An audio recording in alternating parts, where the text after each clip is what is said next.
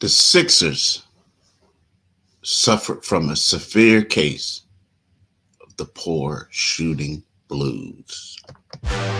You are Locked On 76ers, your daily Philadelphia 76ers podcast. Part of the Locked On Podcast Network, your team every day.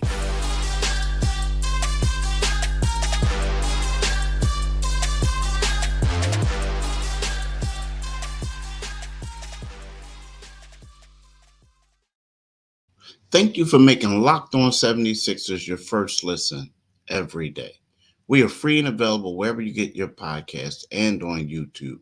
Part of the Locked On Podcast Network, your team every day. Well, last night the 76ers lost 101-94 to the Los Angeles Lakers. And I'm here to tell y'all, the Sixers played hard. They did everything that you can ask them to do besides make shots. Seriously, everything you can ask them to do besides make shots. The score was close. The game was close. Tyrese Maxey was balling. Tobias Harris was doing the thing. Kelly Oubre was playing like Kelly Oubre has played the last 20 so games, where he was just out there just giving it to people, right? The problem is this team just couldn't make any shots. I mean, you look at it, the 76ers shot the ball 23 more times than the Lakers. The Sixers shot 33 for 96. The Lakers shot 32 for 73. So the Sixers shot 34.4% from the field, whereas the Lakers shot 43.8.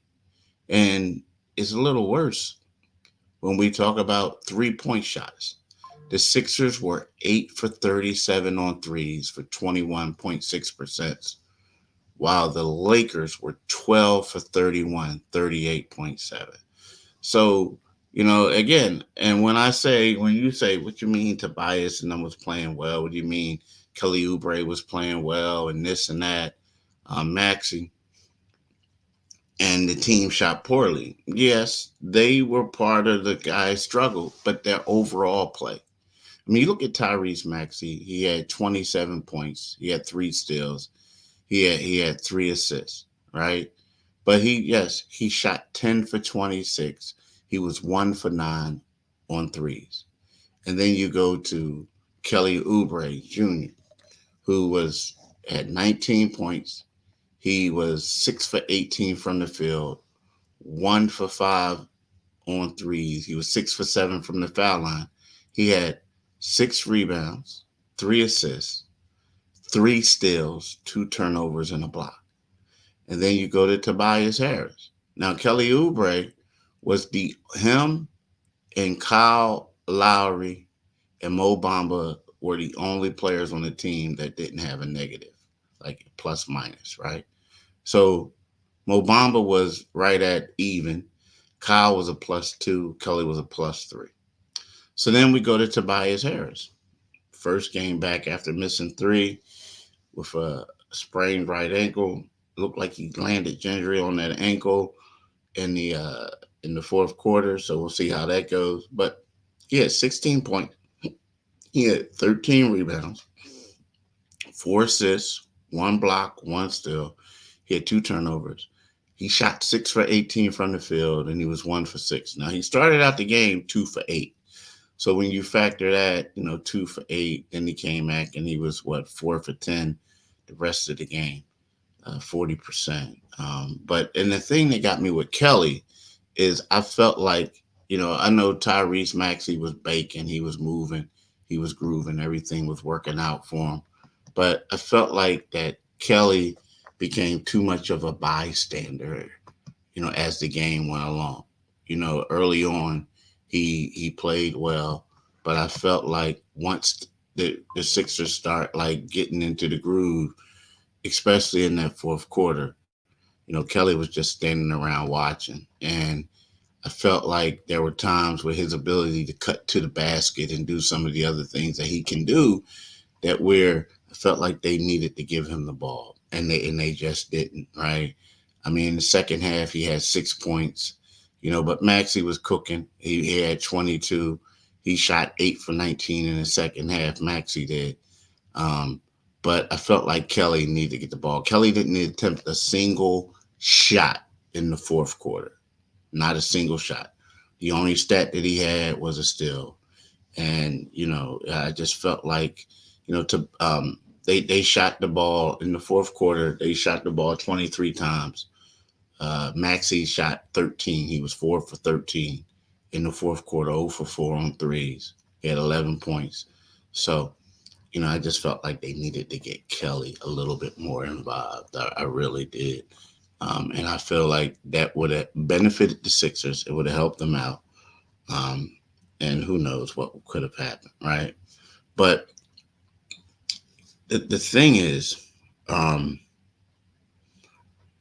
I mean, taking the shooting out, I feel like they played better. They played as, like I said, they played good. I mean, and I know you're saying, what you mean good, Pompey, when they shot as poorly as they have. I'm just talking about the effort. The thing is, I wonder if that effort is going to continue if they continue to take losses like this, right? Now, to me, the Lakers game was the most winnable game of them all. I felt like they would have a tough time, but I don't know if they're going to be in this thing tomorrow against the Clippers. And then they have a back to back where they go to Sacramento, right? For Monday. And that's when we go into like Kyle Lowry, about to be 38. Is he going to be able to, um, is he going to be able to play on back to back games now? Without him, I think they could be in trouble, right?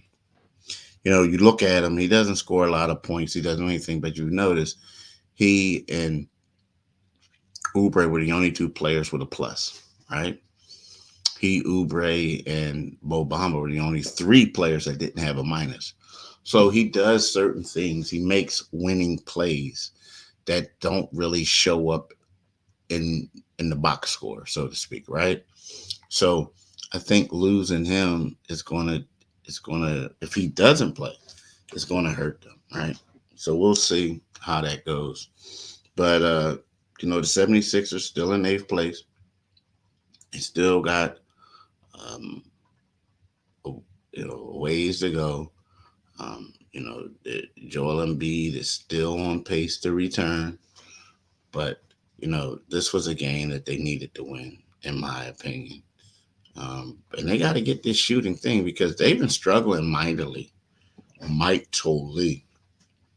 since the All-Star break. Now, granted, we all know that since the All-Star break, Joel Embiid wasn't playing and everything like that, so we get it. But it's funny when we talk about their shooting, offensive rating, right? Get this. The 76ers were ranked 27th in the NBA in offensive rating since the All-Star break. That's not good. And then when you look at 3-point percentage, right? 3-point percentage, right? In entering the game, they were ranked 20th in 3-point percentage, and that's just the whole season. And they made just 8 of 37 shots behind the arc against the Lakers. So these are two things that they got to address. They got to get their overall offensive rating up, and especially they got to get this 3-point shooting thing up because it's crazy. And, we talk about this, and I can talk about it for days and days and days and days and days again. So, I mean, this takes me back to when they waived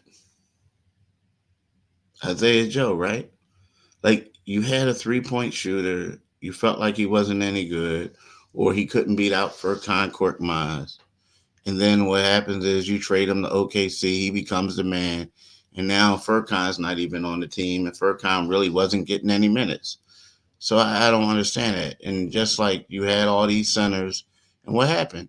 Every quality center that they had, they traded or didn't bring back. I mean, it's just, I don't know.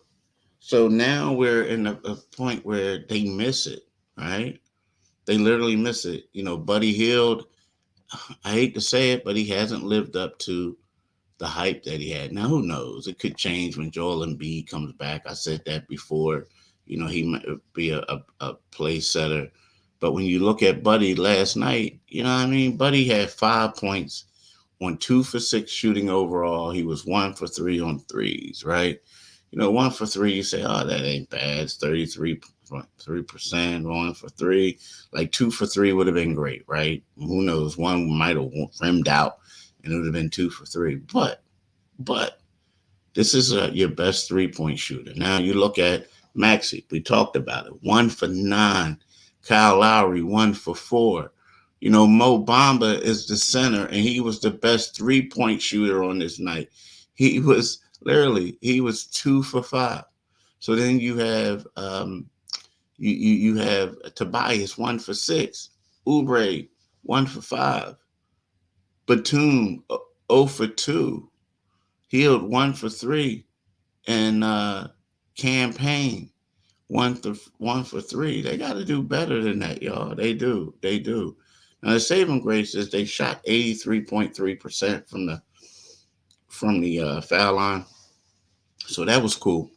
But they had 9 turnovers compared to 21 by the Lakers. And to be honest with you, that's what kept them in the game. The Lakers were just giving the ball away, So that's where we are. Listen, y'all, I want to thank y'all for listening to this quick recap. Just something to give you guys the morning. The Sixers, again, they play the Clippers tomorrow. It'll be a game against James Harden facing the Sixers for the first time since he forced a trade in November 1. So it was a lot to talk about. KJ Martin will play against his former team. So will Nico Batum. We'll see what type of applause they get. The Clippers have been playing really well. So this should be an exciting game. I expect the Sixers to lose, but it should be exciting nonetheless. I want to thank y'all for listening. Have a blessed day. But before we go, I want to thank y'all for making Locked On 76ers your first listen every day. We are free and available wherever you get your podcasts and on YouTube. Part of the Locked On Podcast Network. Your team every day. Peace.